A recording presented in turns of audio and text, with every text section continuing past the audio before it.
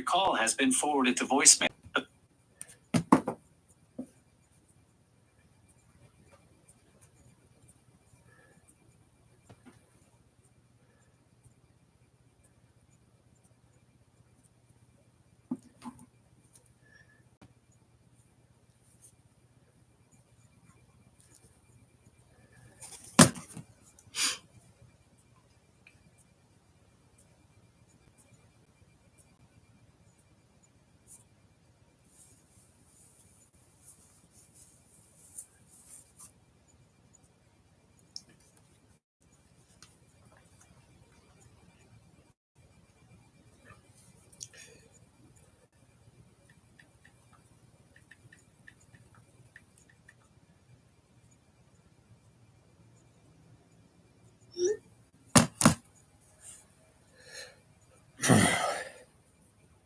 Hello, there we go.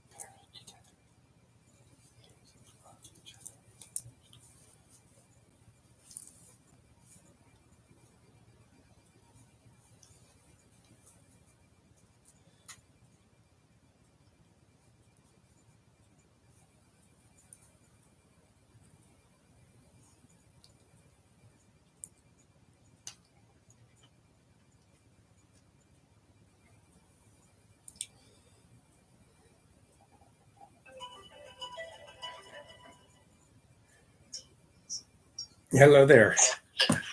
Hey, Brian. Hey, how's it going? Sorry about that. I was doing a little bit of research here and stuff, so. That's all right. Yeah, kind of one of those things. So, anyway. I've got about 35 minutes till I have to head out. Okay, well, that should work and should be enough there to do any of our tennis talk and stuff. So, perfect. So I'm going to be kind of getting in. I'll introduce you, and then we'll take it from there. Okay, sounds good. All right.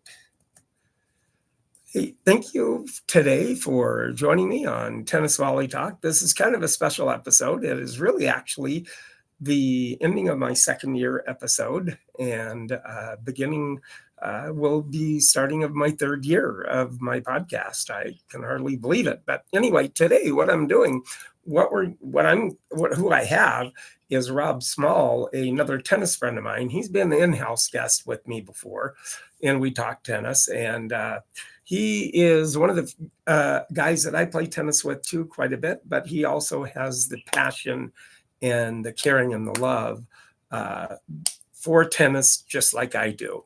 So, Rob, welcome to my tennis podcast today. Hey, Brian, thanks for having me.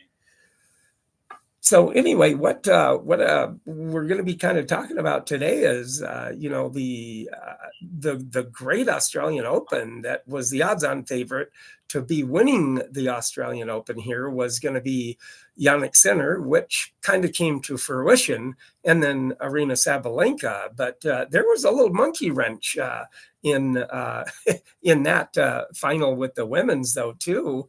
But Jannik Sinner, he ended up winning over Alexander Zverev, and he won 6-3 and 7-6, and it was 7-4 in the tiebreaker, and then 6-3. So he beat him in 3 sets. But the women's final, the unsung hero, USA woman, Madison Keys. I am so happy for her to do what she did against the number 1 and number 2 seed, Aryna Sabalenka and Iga Świątek. Yeah, absolutely. I was pretty surprised. I knew Madison Keys had it in her to do that. But anytime you're facing Świątek and then Sabalenka back to back, to win the Grand Slam final, that's tough. That's tough for any player, even if you're ranked third, fourth, fifth. It doesn't matter, And for Madison to do it, have basically the two best matches of her life back to back. That was, it's something she'll never forget. And as American tennis fans, I actually have gotten to see Madison Keys live in person. I don't know if some of you know this, but Brian and I actually went down to Iowa and we played on the only grass court, other than in Wisconsin, they have a bunch of them. But that's the only grass court kind of in that region. And they were doing a special there. And Madison Keys came and hit. And we literally were, 15 feet from her, watching her serve and watching her warm up. And then we got to watch her play a doubles match. And on the other side was Katie McNally, another really good American, very good doubles player. And to see her, kind of in person and meet her, and I got her autograph, and my kids did, and she was so gracious, and she was somebody who was easy to root for. She's always had a big smile, a good game, but I think what held her back was herself. And it just seems like with Madison, in the biggest moments, it's almost like she put too much pressure on herself.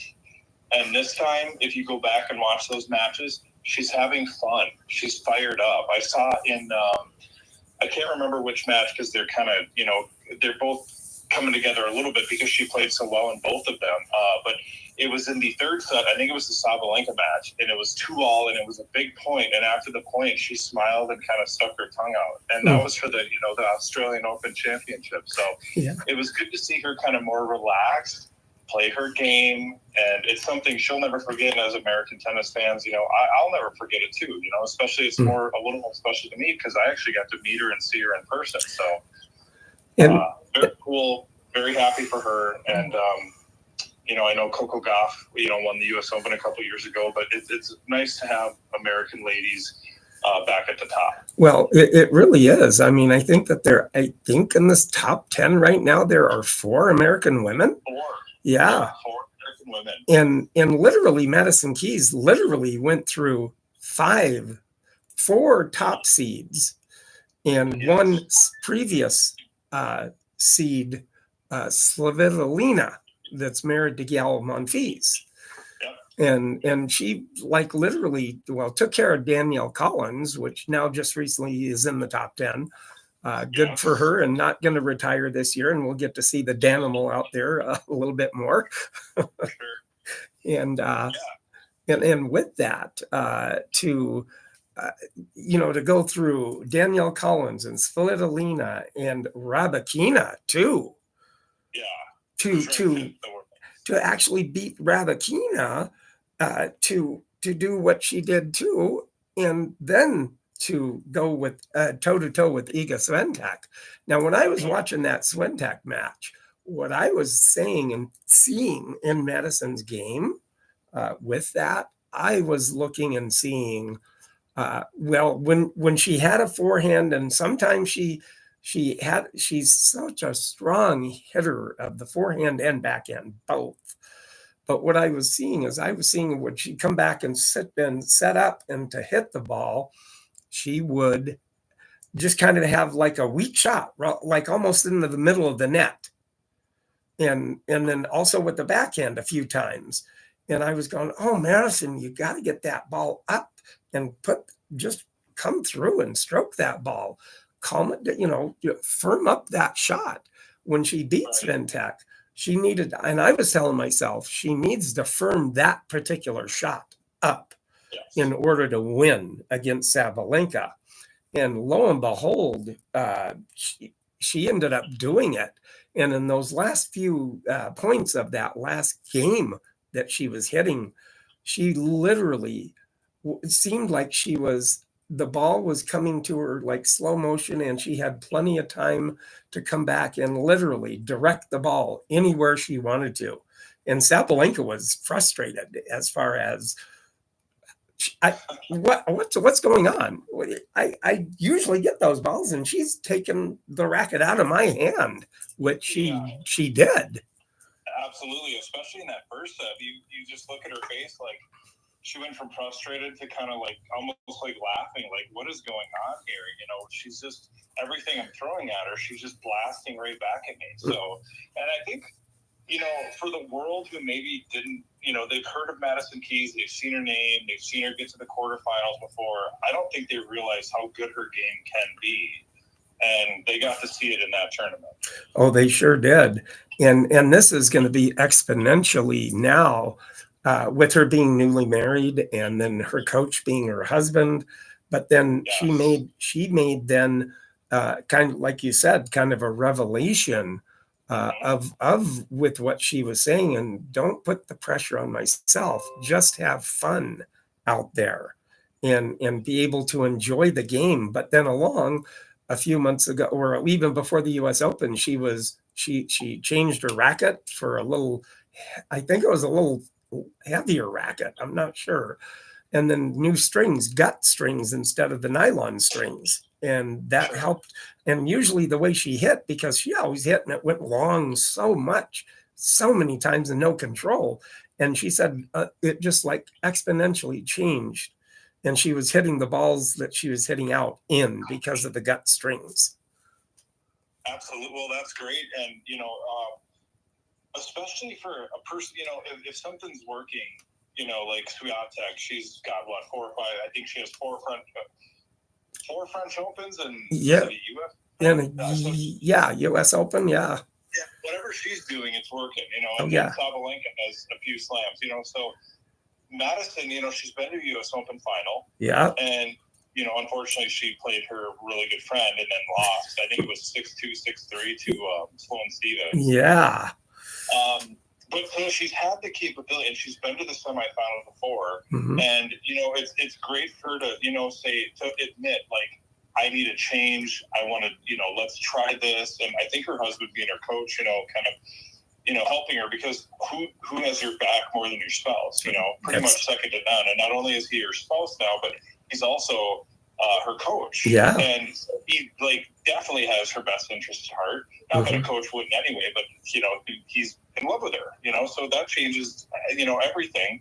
And I think like her personal life is going so good. And I think the change of the racket, and I think like the nerves, you know, kind of settling down and just relaxing and taking in the moment and playing her game, it just all equal to, you know, winning that first major. And hopefully it's the first of, you know, I don't know about many, because like the field, especially for the women, is so deep now. But hopefully the first of some, you know, maybe hopefully she'll get 2, 3, 4 more coming after this. But you just never know.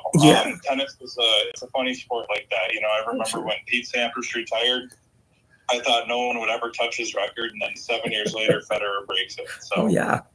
Absolutely with that. And then one of those things I have to get from you is a picture of your autograph from Madison Keys. I'll send it to you. Yeah. My kids actually have it, holding it up, and it's awesome. And you know, I was about 15 feet from her. Oh gosh, yeah. I was watching her warm up, and I was watching her in the match, and and Katie McNally as well. All of their shots are just picture perfect. Oh, absolutely. And they're tossed. It's like the straight arm, the perfect knee bend, the perfect, you know, the rackets never stopping, following through. It's just everything that they do. You know, and I know it's hours of practice and coaching and this and that, but I think some people just have a natural, amazing talent, and I think Madison is one of them. Oh yeah. And you know, that brings me to my, you know, we were talking about the nerves earlier with her, because she's the one that's held herself back, I believe. And I'm not trying to be negative with Madison. You know, I'm not speaking poorly of her, but I remember it wasn't last year. It was, I believe, US Open 2023. And it was in the semifinals against Sabalenka. And she had beaten Sabalenka in the first set 6-love. Many people beat Sabalenka 6-love. Not many. Not many. And then she lost the second set, which is it's the same thing that happened in the Australian Open. Okay, she won the first set pretty convincingly, lost the second set, Sabalenka gets locked in, and then the third set, all Madison Keys, she was serving at 5-4, all she had to do was hold. And for some reason, I couldn't watch the match, but I was following it on my phone. Oh, sure. And then 2 minutes later, I get all these tweets, and they're saying that is the most Madison Keys game ever of all time. And I'm like, no, she got broke. All she had to do, Yeah. just one hole. It was in the U.S. Open final. And, Oh, yeah.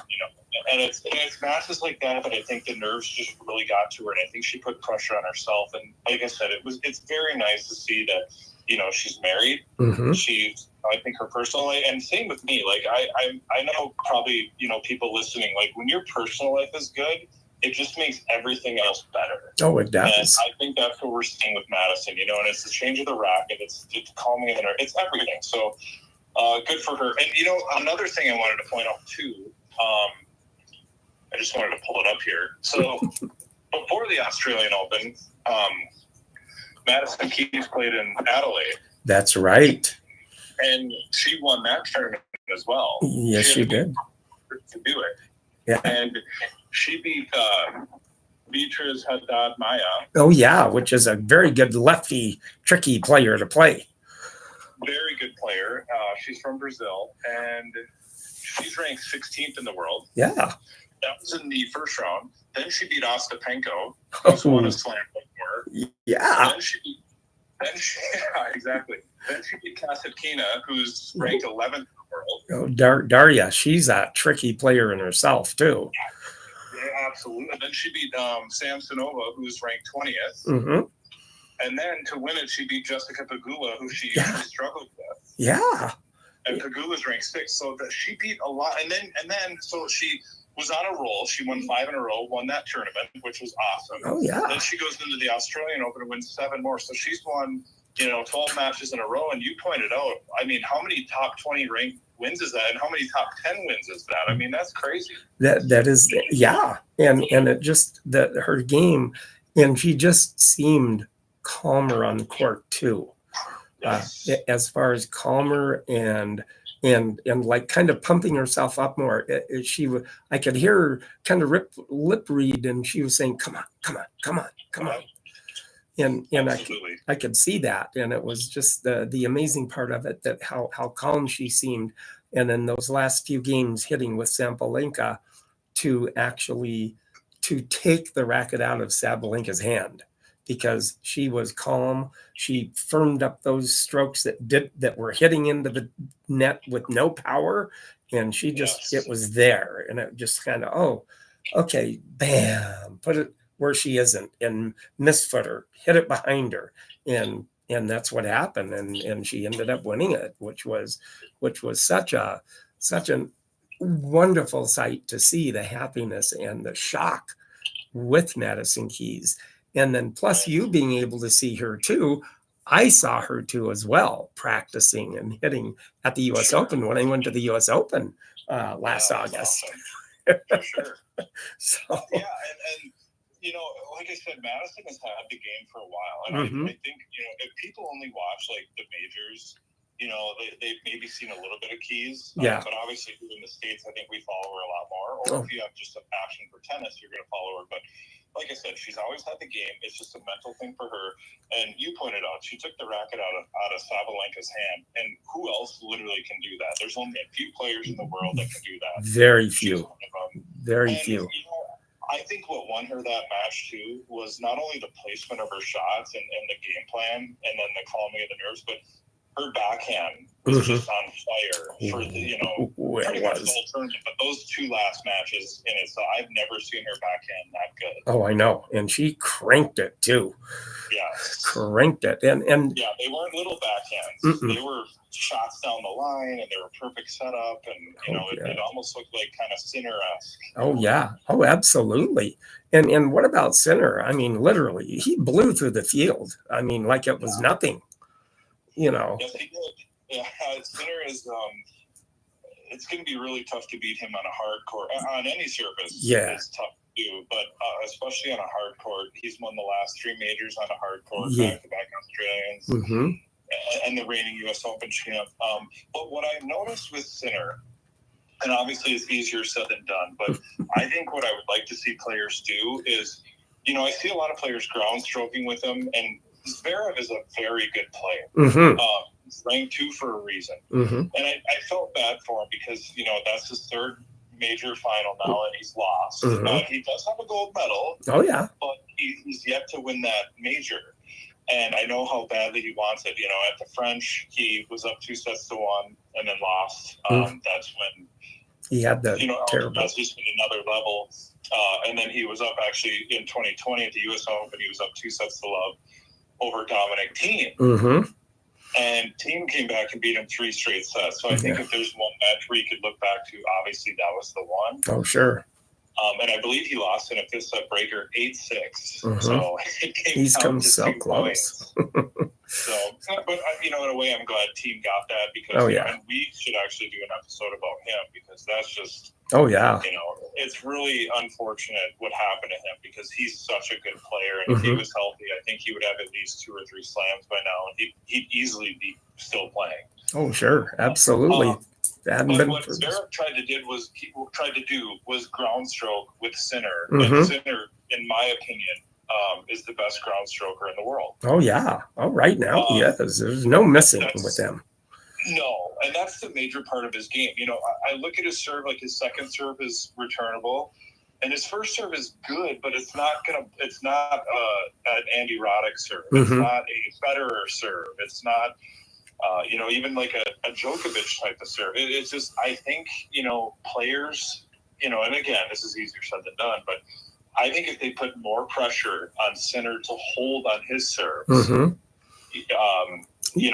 see what happens. And I think over time they're really going to prepare for that because if you get into a ground stroking war, you are going to lose. Oh yeah, absolutely. And I think that's what Zverev did that too much. And I get it, that's his game, but you got to kind of mix it up against players like that. And, sure. I believe Zverev will get there. I think he will too. This is all just kind of adding fuel. It's making a good story for when he finally does win one. Oh, yeah, absolutely. It could be this year. It might be the next tournament. It could be. We don't know. And what's good about the French Open, I know it's a couple months away, but you got the defending champ Alcaraz. You got Sinner, who really wants it. You got Djokovic, who just won the gold medal on that surface. Oh, yeah. And Zverev, who was the runner-up. So you've got a lot. And Casper Ruud, who's a very good clay court player. So we'll see what happens. But Sinner he's the man. And the reason he's number 1 and has won, 3 majors out of the last 5. Yeah. And again, you got to put pressure on his serve. And you have to do a little bit more on the ground strokes because if you keep hitting it back to him, he's just going to set it up. Yeah, grinds you down. That's what he does. Yeah. And then and with the epic 3 sets with Sabalenka, Madison Keys, 3-6, 6-2, and then this epic. That was the best epic 3rd set I've seen between women tennis players in a long time. Sure. And that was pretty amazing. It was amazing too. And of course, then this last week was a little bit of the Davis Cup play here too. And then India ended up beating Tonga 4-0 in their matches and the rubbers that they had. So, Tonga or India is on their way and still in the World Cup #1 part of it going ahead from now. I think USA is already in those finals, so they're going to be meeting later on for Davis Cup too. So, with that, but no, with your game too. I mean, exponentially, with the tournaments that we've played together and against each other in Elk River and everything, you've been kind of devouring from I hear Maratoglu tapes and videos to make your game better, and it has exponentially made your game better because you're catching up on with the ball amazingly well. And I think I've gotten a little better still in approaching some of my shots different too the last few times we've played. Yeah, absolutely. So anyone who listens to this podcast, I want them to know, you can get better without even being on the court and playing. And that's what I've been trying to do, especially here in Minnesota winters. Unless if you're indoors, you are not playing outside. Absolutely. So this isn't Florida. This isn't California. This isn't, let's Texas, go. Those places, the hotbed, the Georgia, the hotbeds. So what I started doing last winter is I found Patrick Moritoglu. I knew of him, I knew he was a great coach. He was Serena's coach. He's coached a lot of great players. But I went on, I found it actually, it just popped up kind of on my feed, and I started watching his YouTube shorts and some of his videos. And he was teaching, not only does he coach players, but he also is now reaching out through YouTube to players at home. And basically saying, it doesn't matter if you're Djokovic or if you're, a club player, or you could be a 3.0 player. And he is making, I think everybody better by giving him these tips. And obviously you have to go out and do it, but he's giving you, he's putting it in your brain. And that's what happened to me. And it was, simple stuff like how to return better at serves, which that was always kind of my weak point is my serves. And, sometimes my setup shots, I could hit the ball well, but I wasn't positioning myself well enough to get to some of those shots. And it was something simple like, like taking a step back and evenly balanced, on the return of serves and coming in. And I noticed some players are like, well, yeah, duh, I did that already. Okay, well, I didn't. Yeah. And I was always kind of like, I would bounce my feet a little bit and just my balance was all off. So now, I put both my feet to the side and I have even balance throughout. And he goes, if you want to move, you can move your hips a little bit, but don't move your feet until you're, coming up off the balls of your feet onto your toes and coming forward and just little stuff like that. So, and then even positioning on the court, I never knew this, but I was always taught, back in the day, 20 some years ago, to stand like right in the center, right? You don't want to be caught in the man's land, and because then you can go forehand or backhand. Well, Moritoglu said, if you notice, pros don't really stand right in the dead center. They pick a side. Yeah. So, and I've noticed that too. I was watching it in the finals of, Zverev and Sinner, and sure enough, they were both like almost cross court to each other on the left side, on the little service box, or on the, the baseline. It's got that little, for the service line. And they're literally, they like to pick a side, and I've never noticed that. So it's just been little things like that, and setting up for it, and just things to work on mentally. And I'm 41 now. I wish I had learned all this and realized this when I was 21, because now it's like I'm better at tennis and mentally stronger. However, I'm 41. Yeah. So it takes a toll on your body and you don't recover as quick. That's true. So, yeah, that's so true. And you're almost 70 doing this. Yeah. And, I can't imagine what I'll feel like, in around 29 years. But it's little things like that. And even the pro, like you said, Madison Keys switched to racket. And we've seen other things, maybe it's a new coach to hear a different voice. I know Sampras tried that towards the end of his career. And, sure. And, and then with me, I've been approaching my shots a little different. I don't know if you've noticed, but the last couple of times we played, even with the doubles or even the singles that we played, even though I didn't, or you were hitting way better than I was a little less consistent, but I still had the thinking and approaching my shots and my forehand a little bit better. My backhand's starting to come around a lot better too. Yeah, for sure. I've noticed that. And again, it's all on the approach. And unless if the other player's just literally hitting line to line, just blasting everything off. But there's a way to combat that, hit it a little deeper at them. And, or maybe what I've noticed with you is in the past, you would never move. You would serve in the same place. You would return in the same place. You'd never move over. You'd give me right up the tee. And now it's like, okay, if I'm hitting the tee, I see you take that step over. I see you move a little bit and, approach a little quicker. And it's definitely made your game better. And it can definitely help anyone if you just, it's little steps that you incorporate over time. Oh, absolutely. For sure. And then, right now, what I have here is Racket of the Day. And actually what it is, it's called a Star Master International, and it's actually this racket here. It's a brown color racket at the bottom of the racket here, and this is probably around about the 1940s because it has the little the other extra strings at the bottom and the top to, if you spun the racket, to knot or smooth racket. But it looks like it's the original strings that were in this racket, but it's still a very well built racket. And it's actually a racket that, like I said, probably around about the 1940s or in 40s and 50s is when this was manufactured. Now, it is actually a company named Kinsell, Kneiss, which had racket companies in Austria.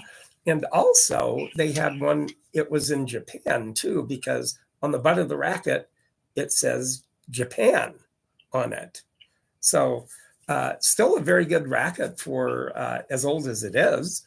And the firmness of the racket, and it's a very straight racket too. You could probably go out, and if you wanted to hit with this racket still, you could hit very lightly, but you could still probably hit the ball pretty, as a light volley with it or something. That's still a pretty good racket and sturdy too, with it. But that's the racket of the day. And, with that, also you just want to reach out and let everybody know, the YouTubers, like, subscribe, and comment on the video if you like the interviews that I do. And the new podcasters, if you want to take a look at the racket that I'm talking about here, the Star Master International, and still a very good racket all the way around. Has the brown coloring on it, has a star S on it in the middle of the throat with a star. And, if you want to take a look at it, go to my YouTube channel, Tennis Volley Talk, that way.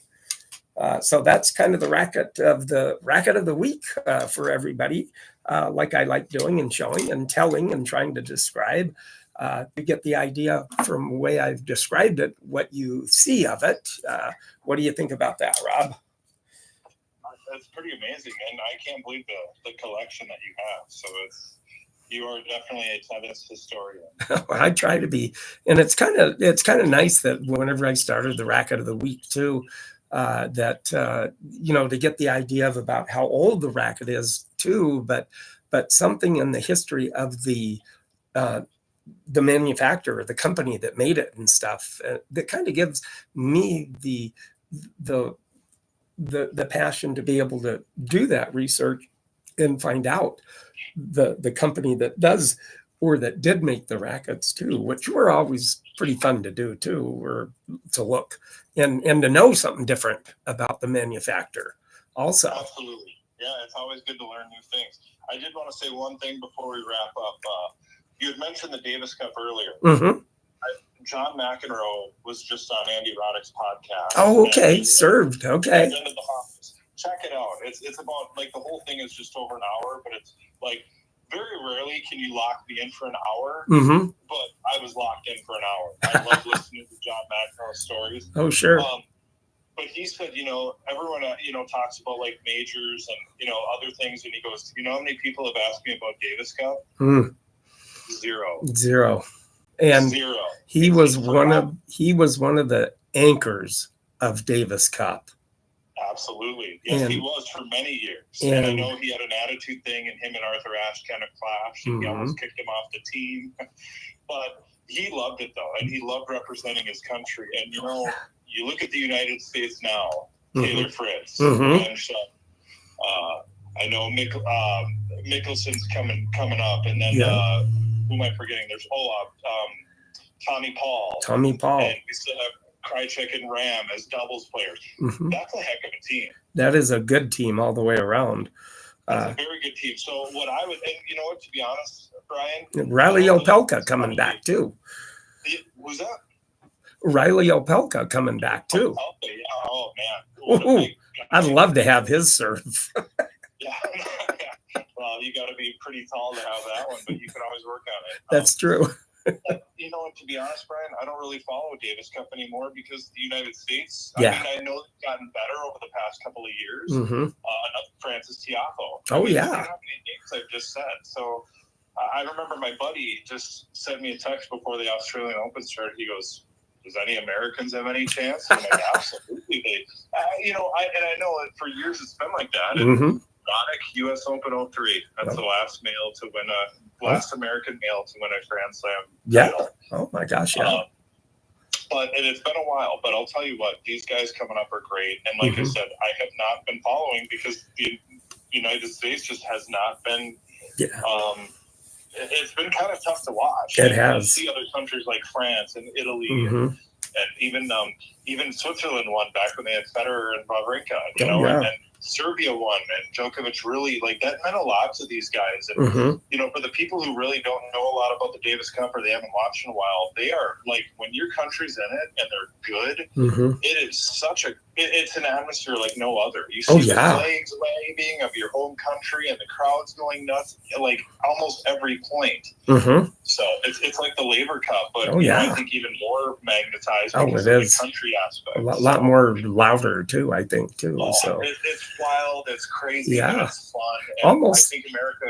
I think America could be back as long as those guys play and dedicate their time. Oh, sure. And McEnroe really wanted to see that. He goes, no one's asking about it. So definitely, hopefully we can bring that back. And of course, with this 5 hour in St. Louis, Missouri, 5 hour, 5.5, almost 6 hour match with Mats Wilander and winning that epic in Davis Cup. I remember that one. I was kind of watching that one. Sure. There's so many matches I need to go back and watch. Oh, yeah. Because I love that stuff.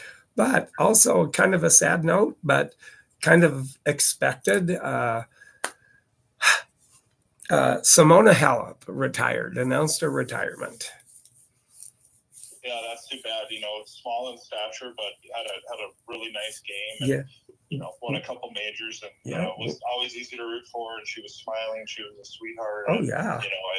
It's too bad. Yeah. And I think she had a heck of a career, and she did. She has no regrets. Oh no, I don't think she does either. And it was the fact, with the troubles that she had in the International Tennis Federation, and thinking, what she did, and which really, you never know, because even the slight amount with anything, they might think, you did it on purpose or whatever. With that, but yet she best match she ever played was winning Wimbledon and beating Serena in one of the best she ever played in her life on that day. And to beat a power and a titan like Serena. Yeah, and to do that, but unbelievable with any of that. And so, all that with that too, I still look forward to still get out there and still playing singles, even, now for me, because that's what keeps me going. And, my goal now is to try to return your serve better, and at least, and I beat you in a couple of sets before here and there. So that does count for something. It does, absolutely. When I first started playing you won a majority of the sets, and then just over time and just, work. And then obviously, you hitting in your 60s, that helped me. So Oh, yeah. I'll take everything I can get. But, well, of course. But never stop trying to get better. That's right. That's so true. So, I thank you very much here, Rob. Appreciate you joining the tennis podcast with me.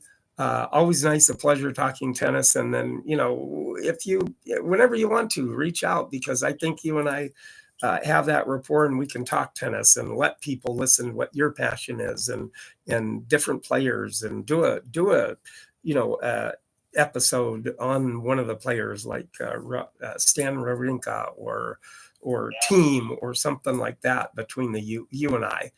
Would look forward to that. Yeah, for sure. It's always a pleasure. And we will do it. Maybe on like Del Potro and Team and Wawrinka and some of the guys who were so good, but maybe just get lost in the shuffle with the big three. So. Oh, yeah, absolutely. Well, thank you again, Rob, for joining me on Tennis Volley Talk today. And always a pleasure talking tennis. Absolutely, Brian. Thanks for having me. All right. All right. Bye-bye. Take care. Bye. So that was it. So everybody, I appreciate you tuning in, and I hope you did like the interview today.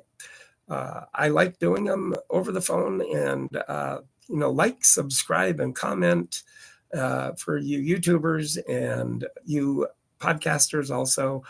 Like, subscribe, comment, and if you want to take a look at the racket I talked about, it's on my tennis podcast, Tennis Volley Talk. So I appreciate it very much, and anybody that's out in the nice parts of the U.S. that are still warm, get out there, play, and hit that ball this week, and I will talk to you next week. Thank you very much.